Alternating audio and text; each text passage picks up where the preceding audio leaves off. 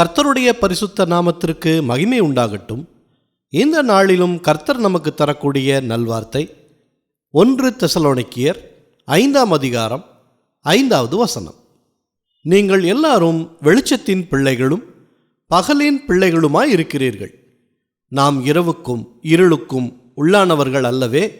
பிரியமானவர்களே, நாம் என்றைக்கு கர்த்தராகிய இயேசு கிறிஸ்துவை விசுவாசித்து அவர் வழியில் நடக்க ஆரம்பித்தோமோ அன்றைய நாளிலிருந்து நாம் கர்த்தருடைய பிள்ளைகளாய் மாறிவிட்டோம்.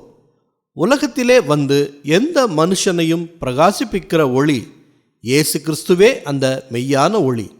இருளில் இருந்த நாம் பெரிய வெளிச்சத்தை கண்டோம். அந்த மெய்யான ஒளியின் பிள்ளைகளாய் மாறிவிட்டோம். தொடர்ந்து ஒளியிடத்தில் நாம் இருக்கும்போது இருள் நம்மை சூழ்வதில்லை. நாம் ஆண்டவரோடு ஐக்கியமாய் இருக்கும்போது வெளிச்சத்தின் பிள்ளைகளும் பகலின் பிள்ளைகளுமாய் இருக்கிறோம். அதனால் இருளான சாத்தான் நம்மை ஒன்றுமே செய்ய முடியாது. ஆண்டவர் இயேசு நம்மோடு இருக்கிறார். ஜெபிப்போமா. நல்ல தகப்பனே, இந்த நல்வார்த்தையை தந்ததற்காக நன்றி செலுத்துகிறோம். இன்றைய நாளிலும் எந்த மனுஷரையும் பிரகாசிப்பிக்கிற மெய்யான ஒளியை நாங்கள் பற்றி கொள்ளுகிறோம்.